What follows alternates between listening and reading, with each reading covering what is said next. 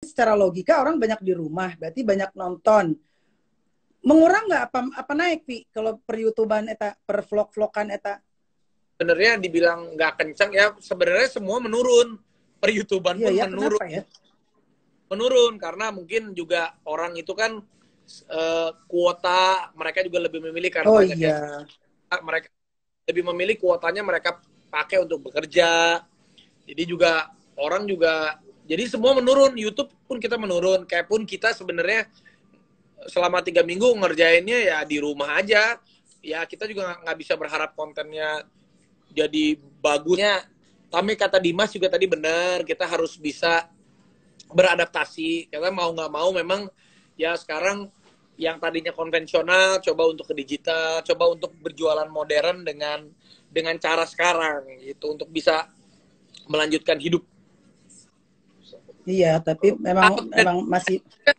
Kalau tidak dimulai tidak akan bisa memulai. Maksudnya kayak tadi ada teman-teman yang aduh saya nggak ngerti nih caranya jualan lewat online, saya kan nggak punya follower, saya kan nggak punya ini, itu percaya nggak percaya, Juragan 99, tahu kan Juragan 99, Mas Gilang dan si Mbak Shandy itu dari followernya cuman berapa ratus dan berapa ribu, dia pupuk dan akhirnya itu bisa jadi followernya jadi jalur distribusi. Jadi kalau kita tidak memulai nggak akan, kan nggak ada yang instan, semuanya kan pasti berproses. Kalau kita mulai sekarang ya apapun yang kita belajar mungkin sebulan, 3 bulan, 6 bulan nanti ke depan kita ada titik cerah lagi gitu. Kan ada banyak tuh ya, Vi, ada barbecue, ada macem-macem. Itu ada yang tutup nggak? Kalau tutup enggak, cuman kayak my barbecue ya jelas kita sekarang jadi berkurang iya, tapi kan sekarang kita yang tadinya dagingnya misalkan kita kan menyajikan buat Nah, acara di menyiasati kumaha tah menyiasati supaya tetap jalan. Kalau bisa ya. jangan ada PHK, tapi kumaha tah menyiasatina. Kalau aku berdagang di My Barbecue sama Mama Ami jadinya membuat frozen.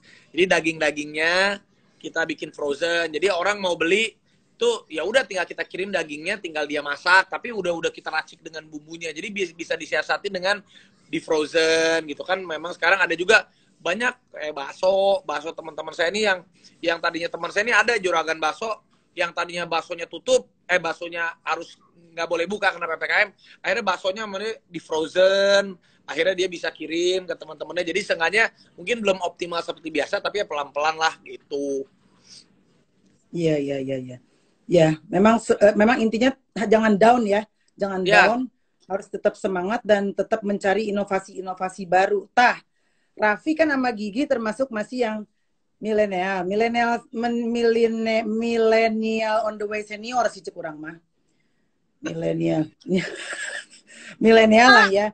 Nah, sementara yang aku tahu nih ya kayak anakku aja tuh masih yang kalau ke pasar tuh kan konotasi pasar tuh yang becek gitu. Padahal kalau yang aku lihat mah udah nggak begitu, pasar-pasar sekarang mah udah modern.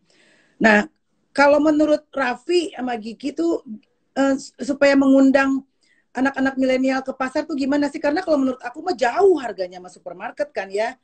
Pertama jauh harganya sama supermarket, dan yang kedua adalah penting banget karena memang apa namanya, poros perekonomian negara ini salah satu terbesar adalah di pasar. Karena waktu kemarin aku ke lokasi pasar yang kebakaran di Bali, itu sampai orang kaget pisan karena ada satu kios yang sampai mengalami kerugian uang cash 500 juta. Jadi dia tuh naruh uang cash di kiosnya 500 juta.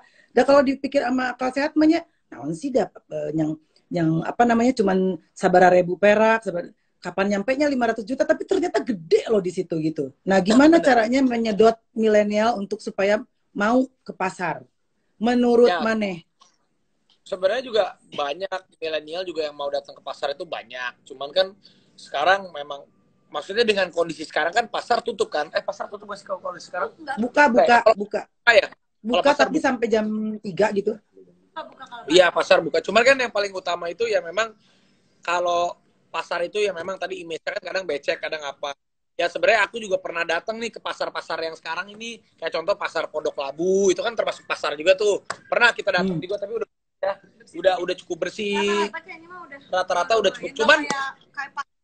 Cuman bagus juga nih ide buat teman-teman mungkin yang jualan di pasar bisa juga bikin Misalnya dari pasar belajar ke digital, nanti kalian bisa bilang nih harga pasar tapi rasa lebih dari supermarket, atau dengan Nah campaign gitu gitu kan halus. Iya jadi, benar.